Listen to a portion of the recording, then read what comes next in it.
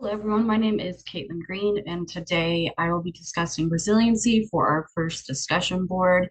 So, what I found was that resiliency, it's a type of dynamic process, okay, um, in which individuals have to positively adapt in the face of trauma, despite whatever adversity they may be facing.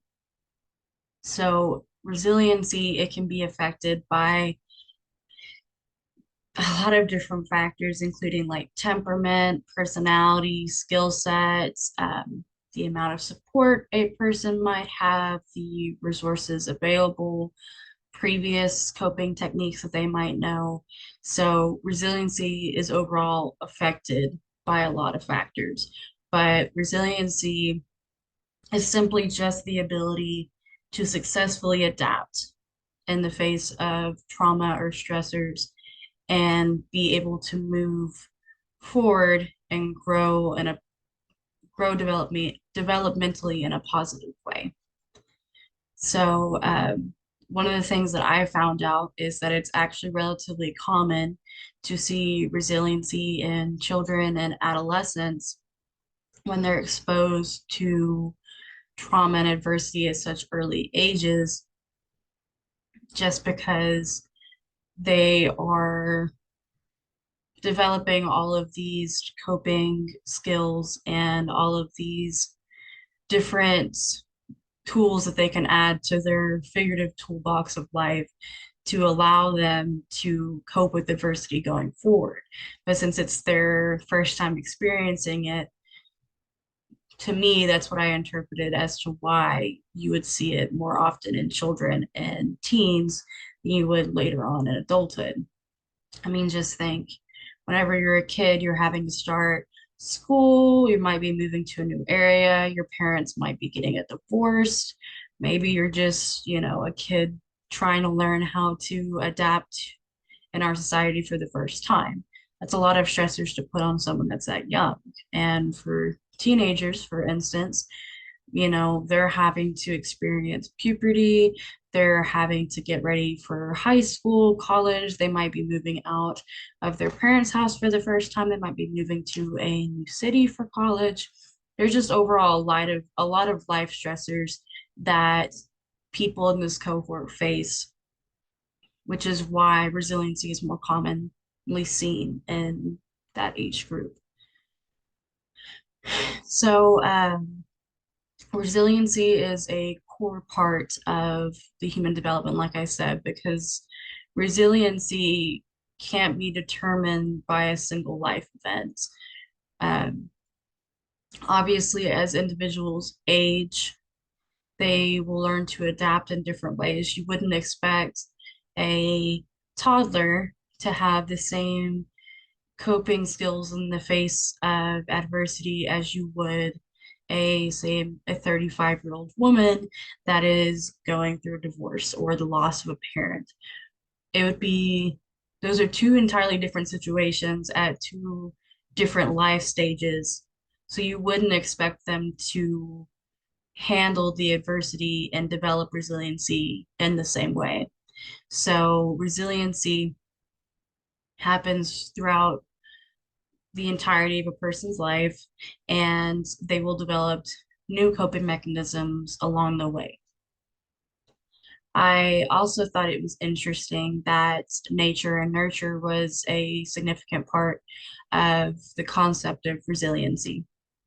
So, um, what I had found in terms of the nurture argument is that typically, um, for at least in like a child population, that if a child's exposed to adversity, um, the more dependent that resiliency is going to be on their environment, like different support factors that they get from a parent or from school, teachers, friends. It's going to be more dependent on their environment rather than their own personal abilities, aka their nature, because they have not yet developed these coping skills and they have not yet developed resiliency.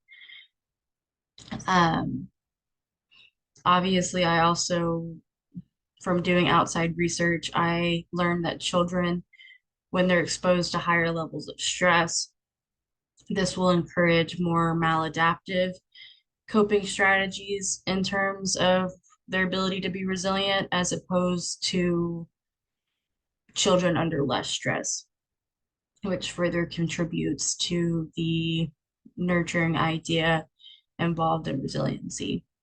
But I also I learned that um, psychological characteristics are also involved in a person's ability to be resilient. So their own nature in terms of like personality type, um, that also contributes to their ability to form meaningful coping skills and overall develop and their overall development in positively moving forward as they go through the different stages in their lifespan. So, in terms of like an experience that I've seen that involves resiliency, I had a friend, she moved to a new city for university. And at the same time that she was moving out, this was the first time she had ever not lived at home. She was also starting a new job. So this was a really big time of stress for her because she was a first time renter. She was having to get settled into a new place. Her job wasn't working out as well as she had wanted. And on top of that, she had to start school as well to get ready to graduate in that same semester.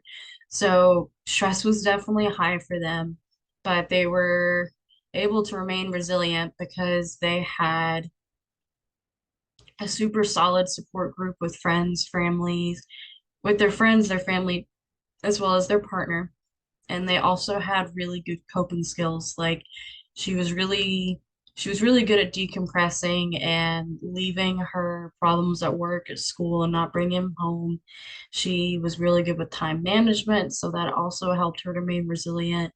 And she had a really overall positive outlook. She tried to start each day fresh, no matter what the situation was the day before. And so this brings me up to my final point. So, life events can definitely strengthen or hamper a person's ability to remain resilient.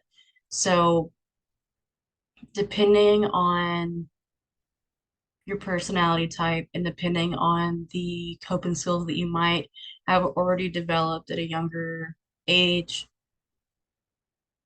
that you can carry on as you get older, when you face a new life event, obviously you're not going to always be prepared to handle that life event. You might have previous coping skills that you learned when you were younger, but they might not always transfer super well. So life events definitely enable a person to either develop their resiliency in a positive way as well as a negative way, just depending on how they approach it.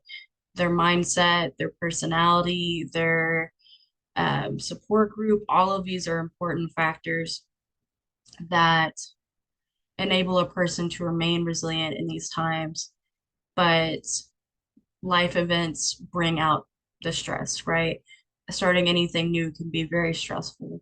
So it's very easy to see how life events can trigger a person to become more resilient, but at the same time, it can also trigger a person to remain stagnant if they don't know how to properly handle a situation.